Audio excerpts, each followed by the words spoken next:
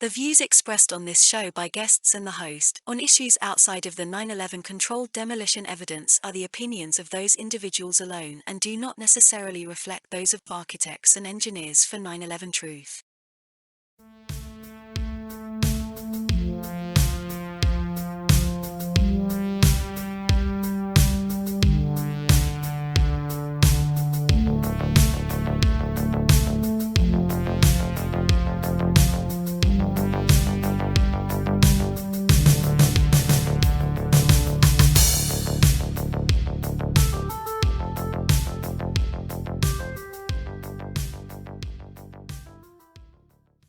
Welcome to 9/11 Free Fall, ladies and gentlemen. I am the host, Andy Steele, and this is going to be a good one. I have read this book that we're going to be talking about today. It's called Free Your Mind, The New World of Manipulation and How to Resist It. I have always been fascinated with this topic, even ever since I was a little kid, hearing people on the radio talk about this kind of stuff. And you have no idea how much manipulation is taking place in front of your eyes and in your ears and in your head in a 24-hour period. And we got a guy on today. He's one of the authors of this book who's going to be talking all about it. And of course, I'll be applying it to 9/11, which is our main issue too. But his name is Patrick Fagan. He is a behavioral scientist with over 13 years experience applying psychology to business and politics.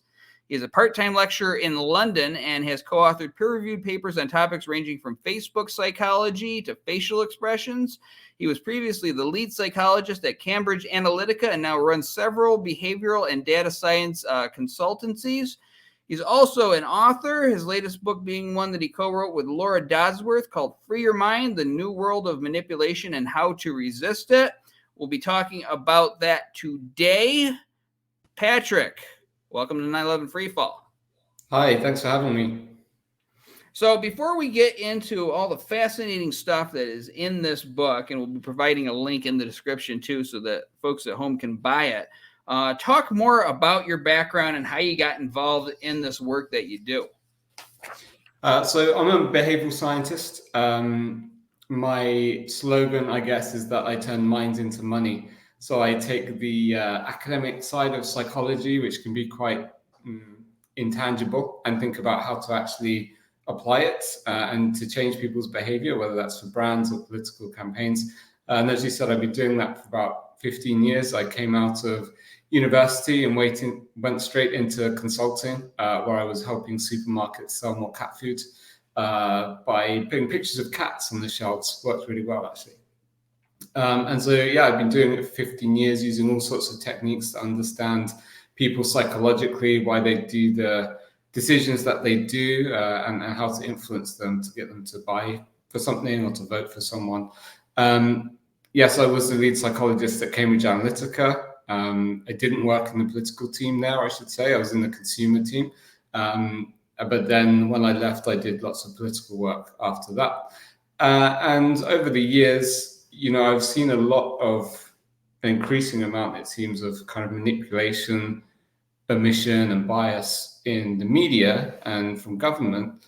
And I wanted to call it out, really, along with my co-author, Laura Dodson, who's a great journalist.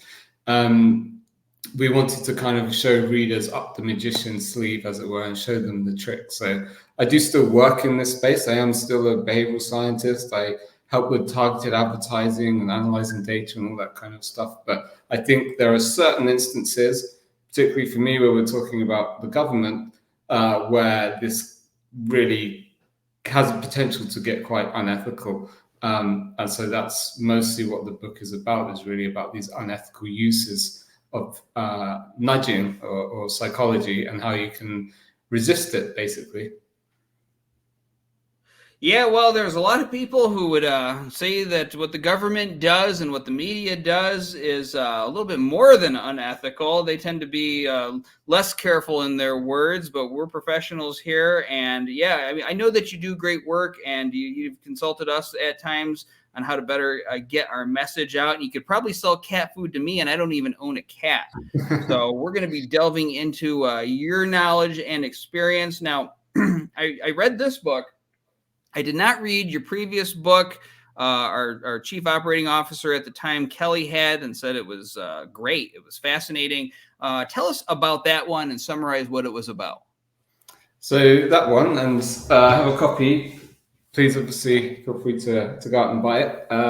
It's called Hooked, and it's about how to make marketing more effective by grabbing people's attention. For example, cute things we tend to pay attention to because we're evolutionarily hardwired to pay attention to cute things. My son, I have a 1-year-old, he's very cute. And if he weren't, he probably would have fallen down the stairs by now because I hadn't been watching him carefully. So there are certain things we'll automatically pay attention to, and that's how you make messages attention grabbing. It's also about how to emotionally engage people and get them to actually digest and remember your message to make it go viral. And it's also about how to frame information in a way that would persuade people. So a very basic example is if you say something is very popular, people assume it's good and they're more likely to buy it. So Amazon, for example, will tell you how many people bought the product, or people who bought this product also bought this. So that's what it's about. It's grabbing attention, engaging people emotionally, and influencing behavior. And I did a study a few years ago now, just really out of my own personal curiosity, where I created a kind of documentary about 9/11. That's probably 4 or 5 minutes of documentary footage, making certain salient points. And then I also took a cat video. It's called Kitty History. It's a kind of comedy cat video by, I can't remember his name. He was in Whitest Kids You Know. He died recently, somebody more, I think. Very funny. But I tested the persuasive effects. And among younger people, at least, the cat video was more persuasive than the documentary video because it's attention grabbing, it's emotionally engaging. So those are the kind of principles that the book is about.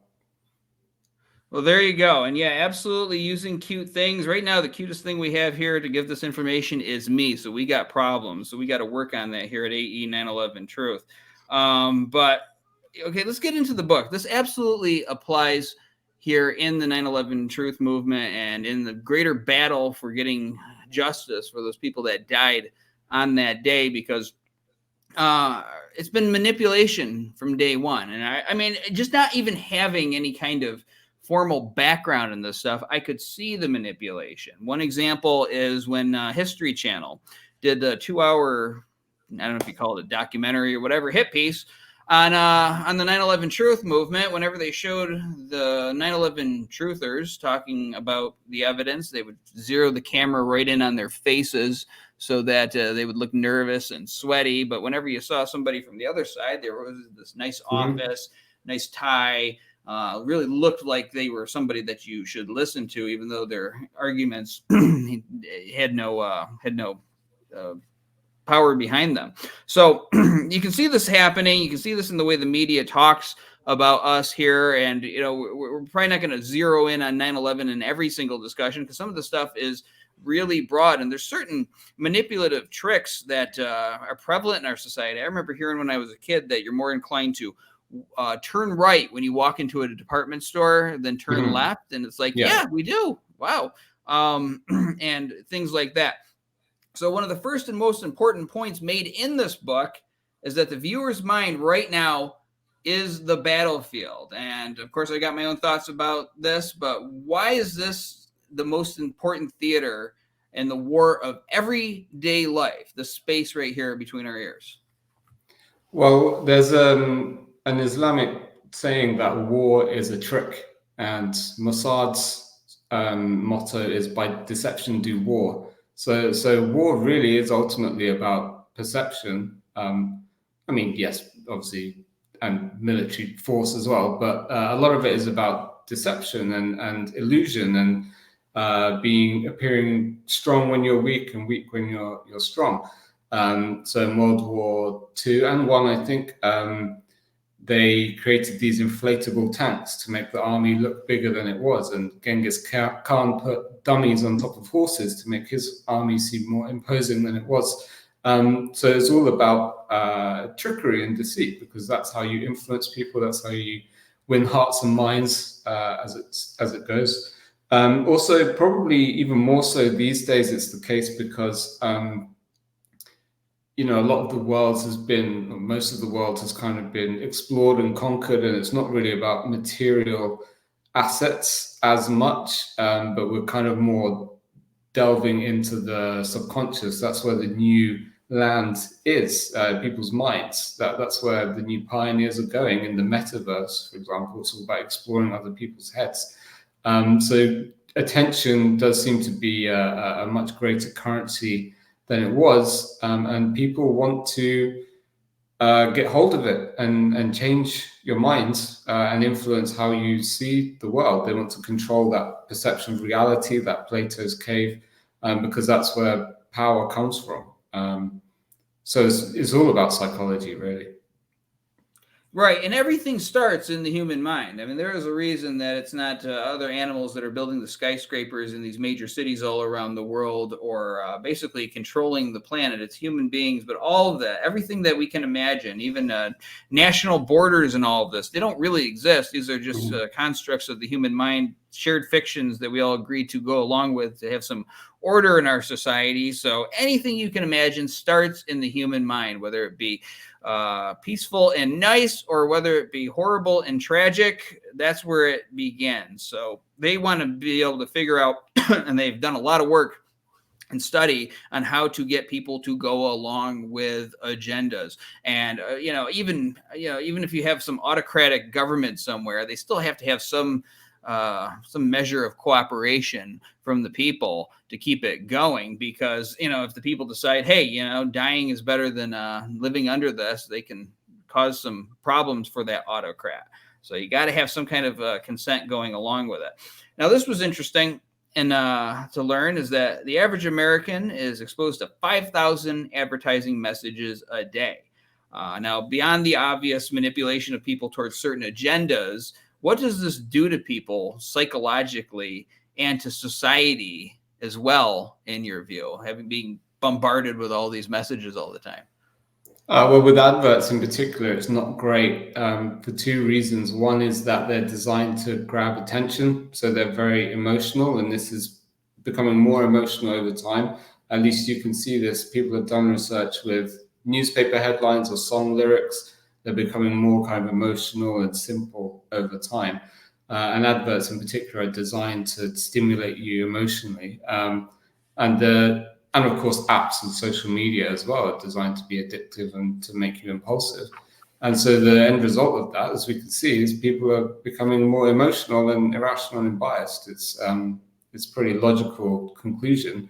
And the second reason with adverts is that they create dissatisfaction. That's the whole point of an advert, is to get you to want something that you didn't want before, generally speaking. So it creates dissatisfaction in you. It makes you think, oh, you need to lose weight, or you have bad breath, or whatever it might be. You need a new kitchen. There's an ad campaign in this country called House Embarrassment. I can't remember. It's some kitchen company, and they're like, "Oh, do you have house embarrassment? Are you ashamed to show people your house on Zoom calls?" And they've created, I know it's humorous advert, but they've created a pathology, a shame that didn't exist before, an embarrassment that didn't exist before, and that's what adverts do, really. So adverts, not really very good. But the messages in general, also, it's not good because it bombards us with information. We only have a limited amount of brain power. And so if we're constantly assaulted with these messages, adverts, social media posts, whatever it is, we just don't have the brain power to process all that. So we become distracted. Our thinking style is quite superficial. And it might also play some role in this kind of collapsing trust in institutions that we're seeing in many parts of the world. If people are trying to manipulate you constantly, you're naturally going to eventually put your guard up to everyone. Yeah, that's true. And, I have a Facebook, and I only have it because of AE at this point. I post some art on there and stuff, but basically it's the only reason I got it going on. And I get all sorts of advertisements for things that I was not doing on Facebook. Things, I have a dog, things for dog food and all of that. Interests that I have outside of 9/11 are constantly popping up to me. And this just feels so incredibly intrusive and creepy. that I just at this point don't want any part of that. And it's just when you're constantly getting bombarded with messages trying to sell you something at every single moment. There's a show, I'm sure you're familiar with it. It's called Black Mirror. And, they show some very dystopian things on the show, scenarios and such. And there was one where a guy could not continue to watch the program that he wanted to watch unless he was physically looking at the advertisement. So he couldn't even try to fast forward through it or look away and do something else. And I believe that day is coming. They will figure out a way to do that. And wait till they figure out how to get advertisements in your dreams. Sounds crazy and fantastical, but I believe if they knew how to do it, they would.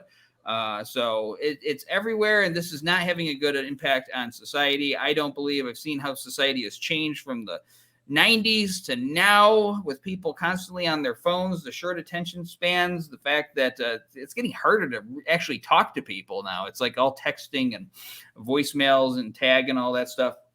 But so I don't know how you turn it around. It's just kind of here, and that's how it is. So we all know governments spend a ton of money trying to persuade the general public towards certain aims. And this is not just, we put out a commercial making our case and hopefully people go along with that. Talk about some of the ways that we're influenced towards political agendas here in the Western world. Well, it's difficult to say for sure. A lot of it is happens behind closed doors. But you do have explicit stuff. So they might come out and say, they might come out with a certain policy, and that will stir up the hornet's nest. Interestingly, if you take certain hot button issues and map them on US Google Trends data, you can see like a massive spike in the 6 months before an election in the US. So like Black Lives Matter in 2016 and 2020, these huge spikes, but not the rest of the time. Roe versus Wade before the midterms last time, just this huge spike, almost exactly 6 months before. And so I think they use these, they come out with policies and they do things which are explicit, but the purpose, the intention is implicit. So in this case, they want to kind of divide and conquer the persuadables, and they want to stir up their own base. And so these really divisive political issues will do that. They'll get your base to go out and evangelize for you and give you money and vote on the day. And you can also carve off people who are kind of in between by using these divisive issues. So there's things they can do explicitly. And of course, they spend lots of money on advertising, public service announcements, and things like that. Then there's the kind of behind closed doors stuff, which, not really much proof, so it's hard to talk about. But seeding agendas into the news and TV shows, for example. So there is some proof of some of these things. In the UK, for example, there's a team called the Behavioral Insights Team, and they started in the government. They're now kind of semi-governmental. They're also called the Nudge Unit, and they're all about using psychology to influence people. And they came out with this report about net zero, how to use behavioral science to meet net zero goals. And one of the things they say is to incorporate it into the plot lines of soap operas and comedies, and to have specific segments in news shows. So there's some soap operas. There's one in the UK called EastEnders, and they have these really like hackneyed, forced-in plot lines about like vaccination and environmentalism and conspiracy theorists, so-called, which have been put there from kind of a top-down agenda for sure. And it's not kind of secretive. They're writing white papers about it, but they're also not, most people don't know about it, I would assume. And then, there's probably more informal things, the kind of trickle-down effects. A powerful politician might have a conversation with a powerful broadcaster, the head of the BBC or something, and they'll do that in a private members club, and then that gets trickled down from the BBC to the employees. I would assume that happens, although I can't say for sure, obviously. Yeah, I've noticed this too with TV shows over the years. I mean, famously, maybe not super famously, because it wasn't that well known of a show, but there was a show called The Beast, and it was some kind of cop show. I never actually watched it. I just saw the scene where they have a person talking about 9/11 being an inside job, and he's literally smoking crack while he's saying it and saying all this outrageous stuff.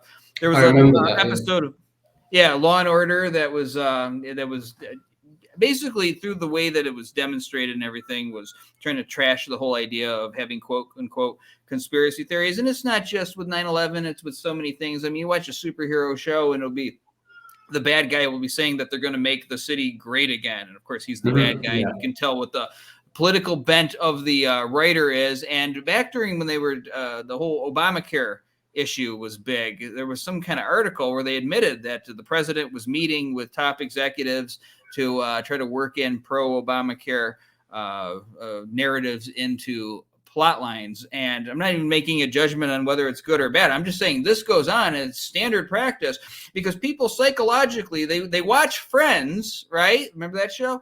They watch Friends, and even though your higher mind knows that this is fiction, you still feel like you know these people because you're watching them every single week. But really, you're just a voyeur watching them from across the room. The people aren't real. But if you have the people that you're familiar with and you're sort of identifying with, going along with a certain agenda worked into the plot lines, that works its way into you. And so, you can call it programming, and that's what it is. It's programming you to go along with certain aims. So I see this all the time. It's the reason I don't watch television hardly anymore, unless it's something I really know I'm going to like, and I can, avoid some of this stuff, or I think I can.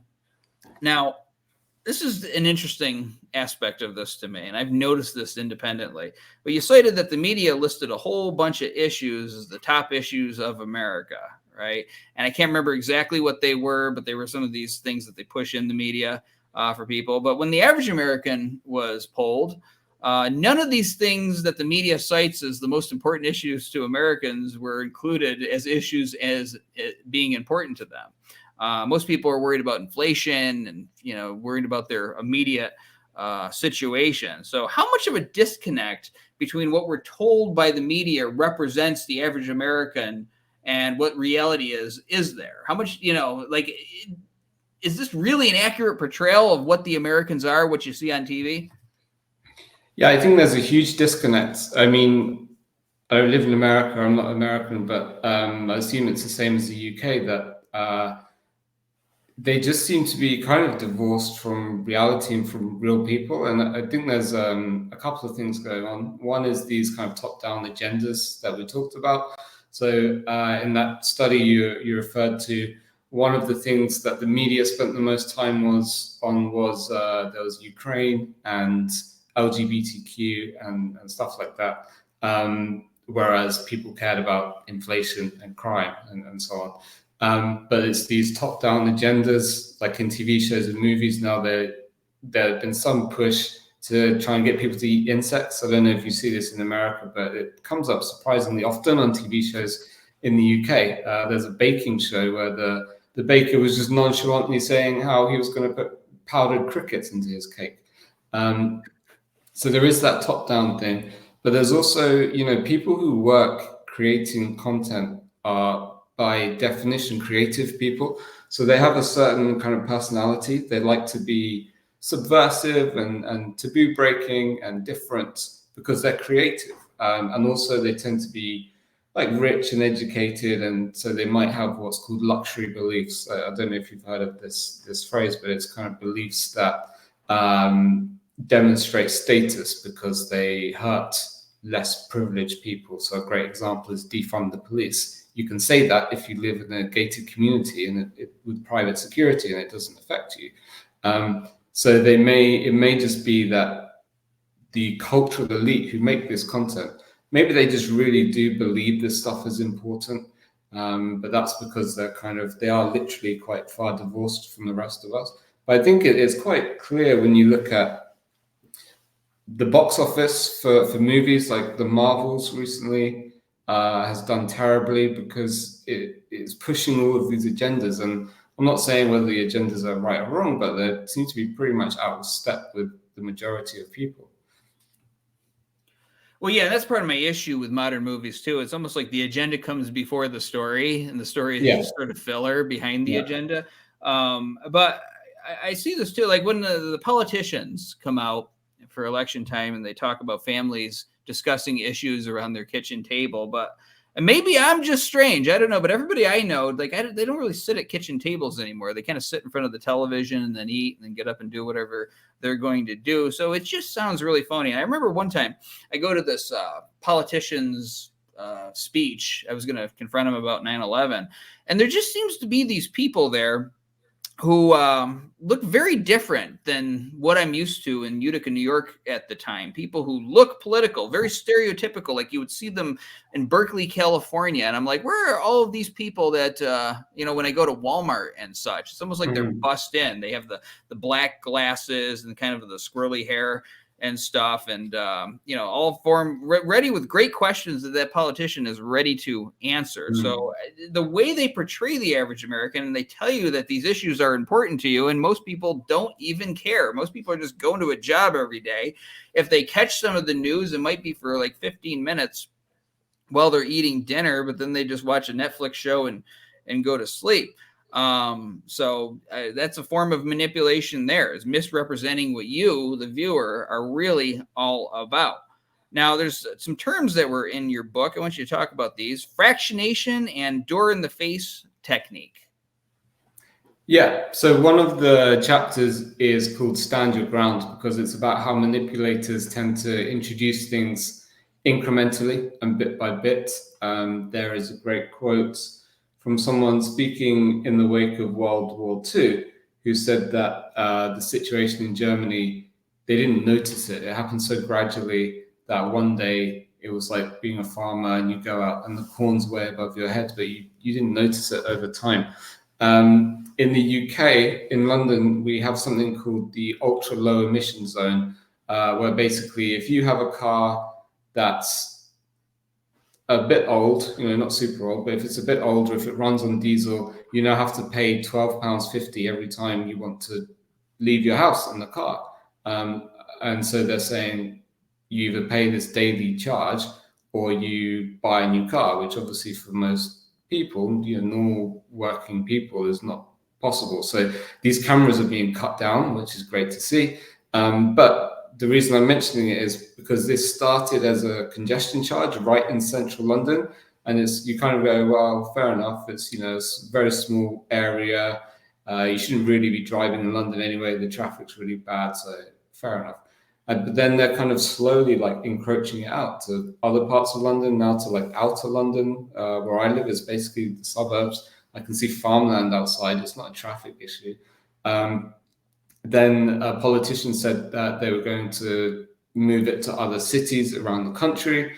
They're also introducing 20-mile-per-hour speed limits across the country, a thing called low traffic neighborhoods where you're not allowed to drive, 15-minute cities. You probably heard of this. So what started as one charge is now kind of like slowly, gradually creeping up to all these other things. And so fractionation is something that hypnotists do, where they you get into more of a suggestible state if they put you into hypnosis and bring you back out, put you in, bring you back out.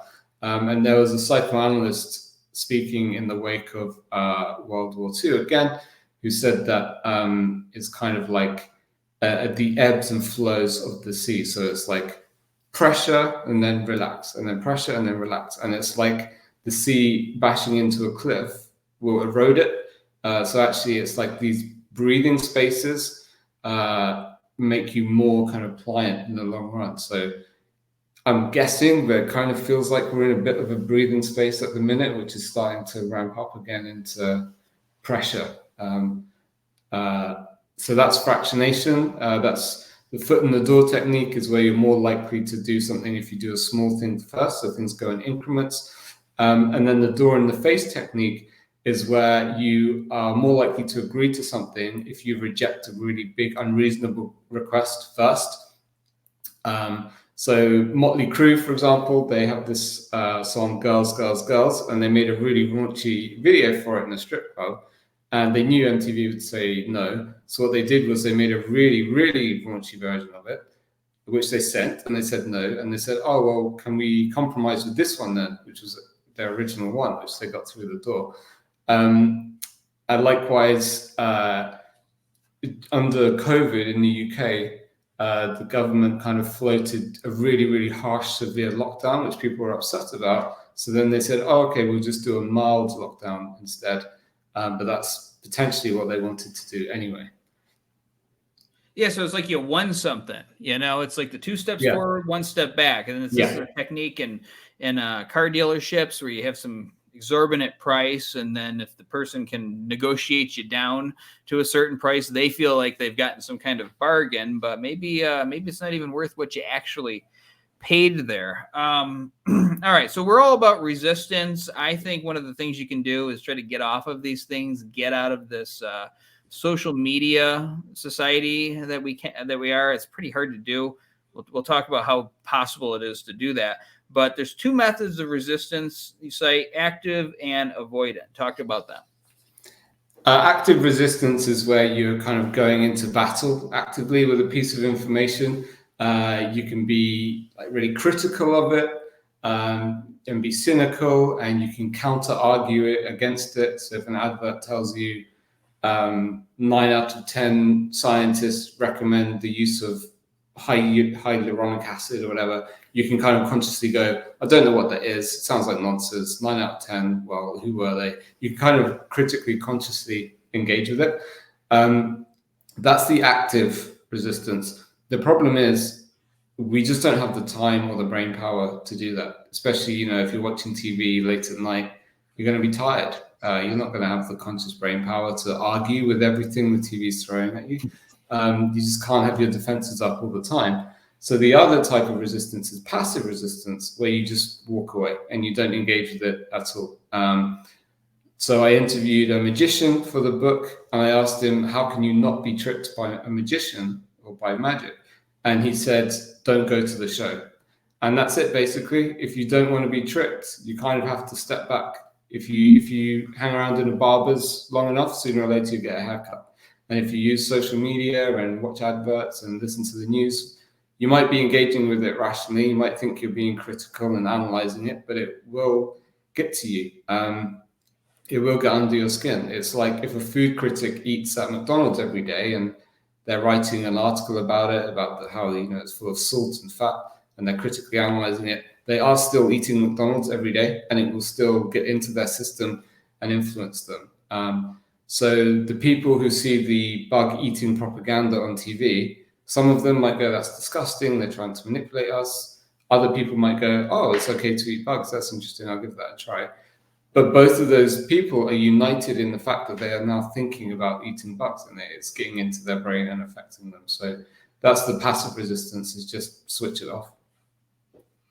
Yeah, it's like an exorcism. You got to just cast the demon out and continue the ritual. Good analogy for that. And, I noticed this too, is like, if you get engaged in the debate, people can throw all sorts of points at you. It's like, you can say, stop signs are red, right? That's pretty well-known fact, right? But somebody, there's those people out there, and I bet you that they're the ones who work for these people setting these agendas, will go through all sorts of records and find one stop sign that was colored blue for some novel reason, maybe back in the 70s, and they'll say, see, not all of them are red. You are wrong. And they'll make you sit there and defend yourself. This is probably going to be controversial that I say this, but I think one of our biggest problems in society right now is we're too afraid to say that something is stupid. I'm not going to talk about this because this is stupid. Because, you can boil anything down and pick it apart to the point where you think 2 + 2 could theoretically, in some way, in some alternate universe, equal 5. But to get through everyday life and come to rational, critical thinking decisions, you got to just rely on certain sets of facts. And that's another thing, too, is that you see that they're trying to, a lot of people in the media and such are trying to turn everything into sort of like this abstract way of thinking. 2 + 2 could equal 5 if you believe it hard enough. And I just think it's setting society off balance here, where we don't have any stated truth anymore.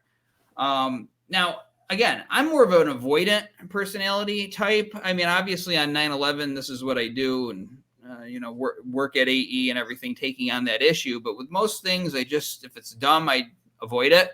Mm-hmm. But is that really possible? Like I was saying earlier, get off of Facebook, but it's kind of impossible for me right now. And I think that like you got to have these things to get a job and stuff because they're checking up on it. How do you be avoidant when society is increasingly preventing you from being avoidant?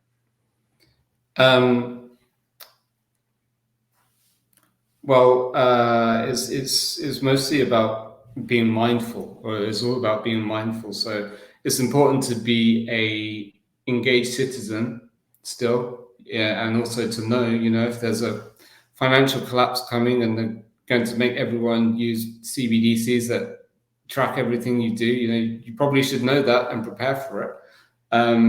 So it's good to be engaged. However, there was a study saying that social media use didn't make people any more politically educated. So people who used it versus people who don't, there was no difference. So you don't need to be swept away by the current thing every day and be, taken away by this emotional hurricane. You can just read a newspaper every Sunday, and that gives you everything you need to know.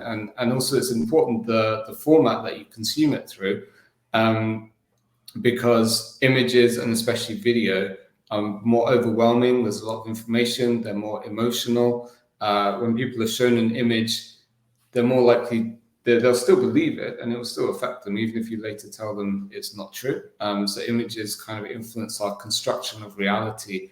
So there's loads of people who've never been to New York, but they've watched Friends, and now they have this image in their heads of what New York is like. So try and avoid imagery and video and get things in writing, and just engage with it more mindfully, more carefully. You don't have to switch off completely. Right. I love it when they show TV shows and they'll have some very 21-year-old undiscovered actress living in this nice loft apartment. And it's right, like, yeah. in real life, she wouldn't be able to afford that. My God, unless she was living with 10 different people. So TV is not real life, and I shouldn't have to state that. And I know consciously we know that, but we still get images of things in our heads as if this is how it really is. And that's why it's better to go out and experience the world and see how people are really living. And not only do you see the differences with what gets portrayed on television, but you also see some of the similarities with people between cultures, and how every culture has this type of person and that type of person, and we're really not all that different when you boil it down.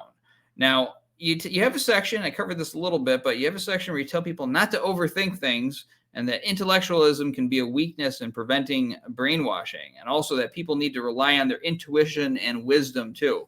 Talk about that. I think that's key.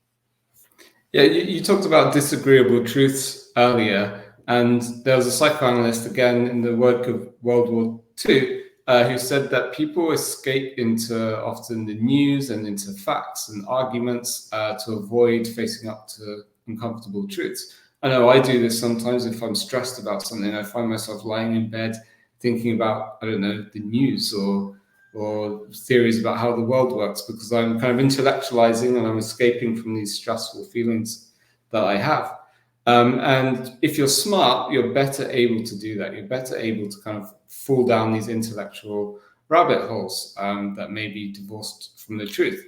There's a psychological principle called motivated reasoning, where our behavior is often driven by emotion or by circumstances, but then we rationalize reasons for why we're doing what we're doing. And smart people are better at doing that. So Sir Arthur Conan Doyle, he wrote Sherlock Holmes. He was almost certainly a genius, but he also believed in fairies and seances.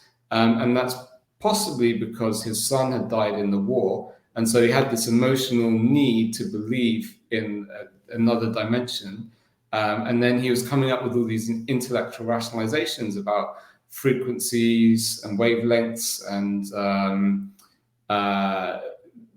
the picture of the fairies that he believed in. There was a hat pin which is holding the fairy up, and he rationalized that wasn't a hat pin, it was a belly button. So basically what I'm saying is he used his intellect, which was great, to rationalize his emotional and circumstantial motivations. So that's one reason why smart people can be fooled.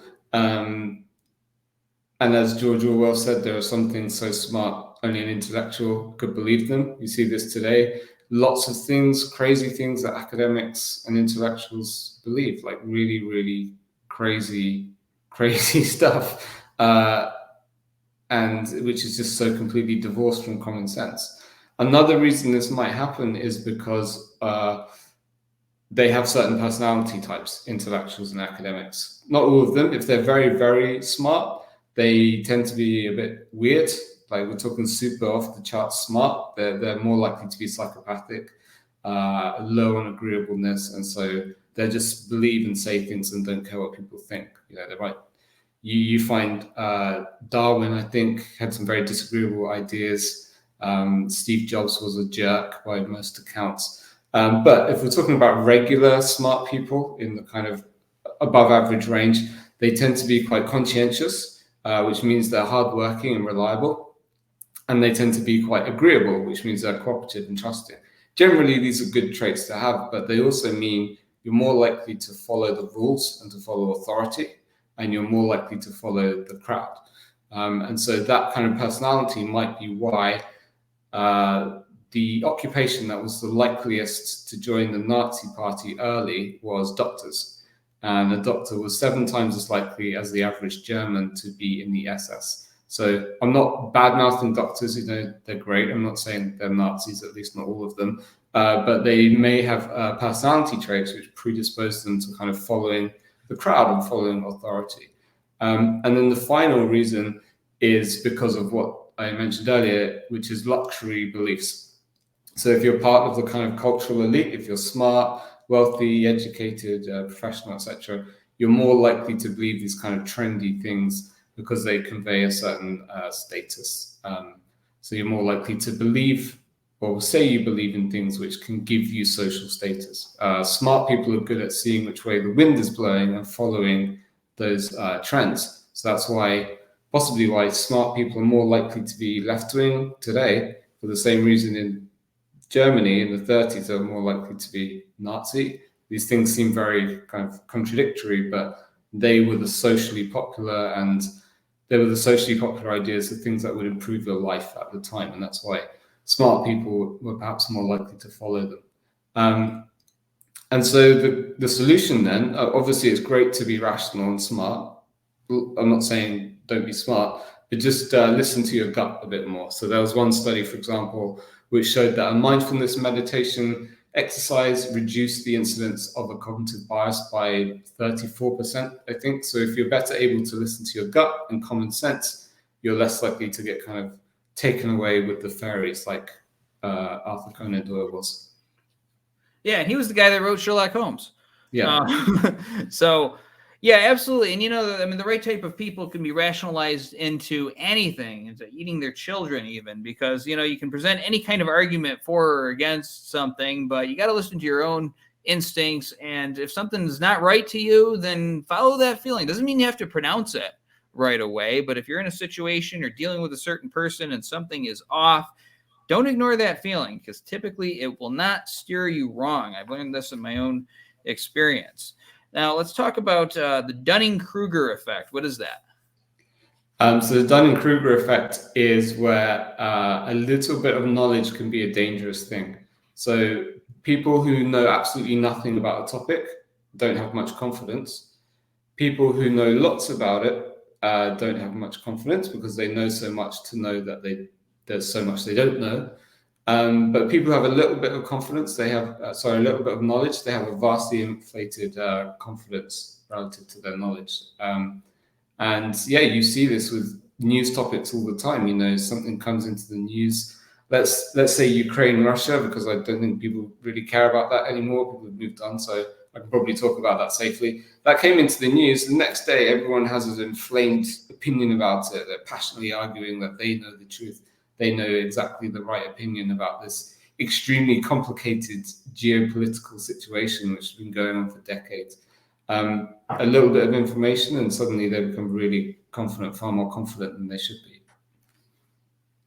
Yeah, exactly. And there's a lot of people shooting their mouths off about stuff they know very little about. And even if you watch a lot of news, it's not the same as being there and experiencing it. So, and it's impossible to experience every single thing and be omnipresent like that, but it's good to have that little bit of humbleness to yourself and realize, well, there may also be things I don't know about. That doesn't mean stay out of every single issue, but actually look for like opposing points of view on that and see if there's some kind of practical reason something is the way it is, if you're protesting it or whatnot. Now, in the case of September 11th, we can watch videos of the buildings coming down. We can do all the analysis. We have the report from the UAF. We say, hey, let's just have a new investigation and acknowledge some of this evidence. That's where you start to know when there's a problem, is when the other side starts stonewalling you and doesn't want to address any of these points. That's how you get at truth. But don't just take something with sound bites, some sound bites and a music video and assume that you know everything that's going on with the situation. And that's another thing. Music. Talk about how that has an impact on how we take in information, because you see a lot of stuff has music added to it. Music's fascinating because, there's various things it can do. Obviously, it can engage you emotionally and bypass your conscious defenses because it's getting into your head in an emotional way. But also because it's so catchy, it can create what's called earworms, which are phrases that ring on in your head constantly. So, what's a good example? I don't know. I'm sure you know what I'm talking about. There are songs that get stuck in your head. And the more you hear something, the more you believe it. Repetition drives familiarity, which drives fluency, which drives trust. And that's really the cornerstone or one of the main cornerstones of propaganda and advertising. Just make a really bold, simple statement and just keep saying it again and again and again, and eventually people will believe it. So with music, with these earworms that get stuck in your head, you're hearing these phrases on repeat inside your own head constantly. And that's got to be changing your perception. In the MK Ultra experiments, there's a name for it. It's called psychic driving. And they would just play the same phrase over and over again, repeat on a cassette tape, and that changed people's attitudes. Well, now with this catchy music, they can do that without the cassette tape. You'll play it in your own head and be influenced by it. And then there's all this stuff with symbolism in music videos, but that's probably a whole other conversation. Yeah, and if you want to see the impact that music has on the portrayal of something, there's something on YouTube, at least it used to be, called Inappropriate Soundtracks. It's hilarious. What they would do is they'd take like trailers from movies or scenes from them and change the music to make something completely different. It could be like a really serious, tragic thing, but they're adding this whimsical comedy music to it. Love that stuff. And I've even noticed this with animals. I remixed the music from this old video game Burger Time and turned into sort of this horror thing, and I'm playing it and my dog starts getting upset listening to this and starts whining, so I had to turn it off and everything. And the right kind of music can have a certain effect on the mood and atmosphere of your state of mind. So you have a chapter in there, turn off your TV. Absolutely do that. But at the same time, there's not much good on TV, most people will say. Everyone's turned to the internet. Is the internet now really any different from TV, with these big companies like Google and the others, Facebook and all that, kind of controlling most of the content we see? Well, in ways it's worse and in ways it's better. I think it's better because, at least for now, there's this decentralization aspect where you can get news from people on Twitter, and you can get a whole variety of opinions. And I think there was a study which showed, contrary to the belief that we're all in echo chambers, you're actually exposed to more contradictory opinions through the internet now than you would have been in the past, which feels right and it makes sense. So there is a good aspect, it's less controlled, I think, than it used to be when the gatekeepers were really just, way back when. It could have been the local place of worship, then the printing press, the newspapers, the TV channels. It was very, very centralized, and there was so much more potential for controlling the narrative and the perception of reality. That's kind of been burst a bit, but it does seem like they're centralizing again with all of the censorship that we see on social media. Even Elon Musk, who some people see as a savior for whatever reason. He seems to subscribe to this idea of freedom of reach, freedom of speech, but not freedom of reach, which is just censorship with extra steps. So it's not great. And also it's potentially more persuasive because it's on all the time. Number one, it's not like, you used to go home and watch TV and it was fairly fixed, unless I know some people would just watch TV all day, but not most people. But secondly, unlike the TV, the internet learns about you and it knows what persuades you. It knows what your desires and your fears are, and it probably knows you better than yourself. So the potential for this personalized persuasion is there, and that's so much more effective. And this is saying nothing of the future advancements like neurometrics, things like Neuralink that will be able to read your mind directly at the source. And then, of course, things like the metaverse and these headsets, these VR headsets, which, we're talking about how friends influence people's perceptions of New York. Imagine how messed up people's perceptions of reality will be when they're wearing these headsets all the time. I mean, there's already kids today who identify as cats and things like that. I just can't imagine how crazy it's going to be once people are really in this symbolic digital world 24/7 almost.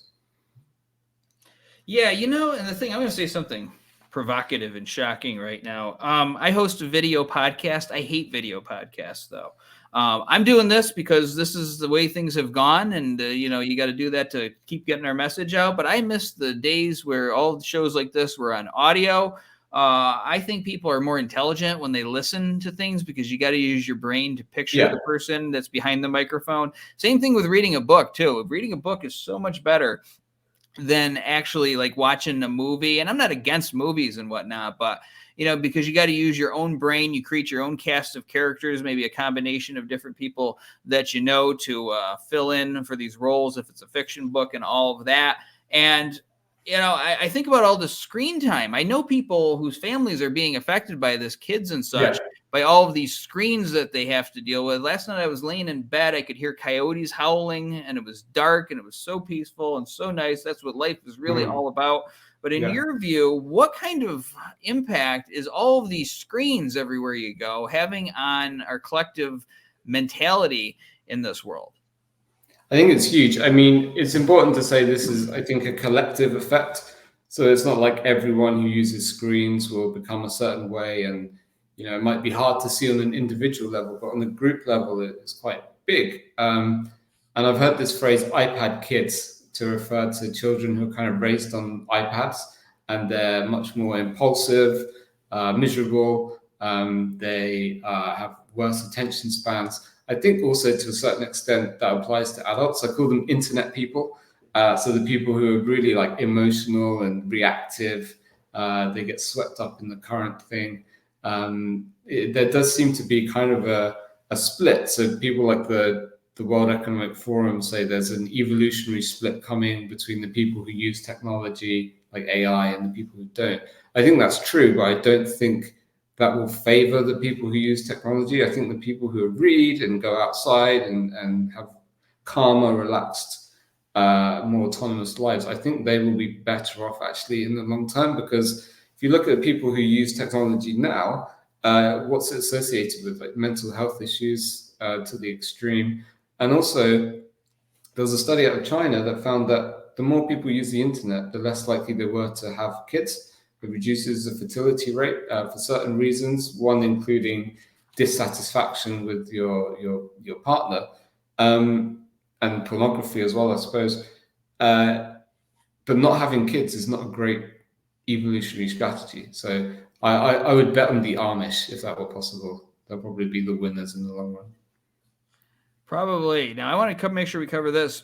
Big virtue words. Examples would be hope, change, unity. What kind of power do these words have? They're very emotional words, so they just kind of bypass all conscious critical thought and touch your heart. And emotion is the steam in the engine that drives behavior. So if you want people to do something, you really have to fire them up emotionally. Right. I mean, you could put a picture of somebody decapitating another one and put the word love on it, and people will be like, well, that's loving. Now, maybe they're not that, maybe not that foolish, but they always repackage everything as some wonderful thing, and then it just makes people want to go along to get along. Now, in our last few minutes here, you've got a chapter, and it's called Stop Haunting Yourself. I think this is so key. Talk about the contents of this chapter. Well, we spoke to an expert in propaganda at a university, and he said propaganda is 50% the message, but it's 50% you. So it's your emotions, your desires. There's a book, I have it here actually, Propaganda by Jacques Ellul, which is a great read. And he also says propaganda can't make you want something, or it can't really give you a fear, for example, but what it can do is find your fears, your desires, your insecurities and prejudices that you already have that are often repressed, and kind of amplify them and act as a lightning rod for them to direct your behavior to do a certain thing. So if you want people to vote for a politician, you need to find out what emotions they have and then poke those and agitate them, and that will be the steam in the engine that drives behavior to the voting booth. So if you don't want to be influenced, you kind of have to take control of your own emotions a bit and your own, vices. Greed, sloth, lust, wrath, all of it is used to make us do things. Great example, there's the needs and greeds principle of scams. For example, in Oxford Street in London, there are people hanging around to approach young women and say, oh, you're beautiful, you could be a model. Do you want to join our model agency? It only costs £200 for the photo shoot. So they're playing on those women's vanity and their desire to be famous, but it's their emotion, it's their wishes that are being exploited. So if they had a bit more kind of control, then they would be less likely to be exploited. If you don't control your emotions, someone else will. Exactly. Yeah. When someone starts kissing your butt, you need to be immediately suspicious and wonder what did they want to get out of you. So, Patrick, this is a great book. I want everyone to be able to get it. So I'm going to be providing a link to the Amazon page for it. Do you have a website or something? Because I'm imagining people are going to find this fascinating and want to follow you. I do have a website. It's not very good. I'm improving it at the minute. But my website is patrickfagan.co.uk. But you can also add me on Twitter, LinkedIn, and Instagram. I'm at pfagan87. Beautiful. All right. So that is how you keep track of Patrick. And I'm sure there's many more great books coming. The current one is Free Your Mind, The New World of Manipulation and How to Resist It. We don't do it justice, just covering it in 1 hour. That's why you got to go buy the book. I got it on Audible because I had a whole bunch of credits backed up on there. But so many ways to get this, and add this to your library, because this right here is a weapon of defense, defending your mind from the onslaught that we all face, and helps us, of course, in the greater war for 9/11 truth. But Patrick, thank you so much for coming on today and talking about this fascinating read. Thank you. Thanks for having me.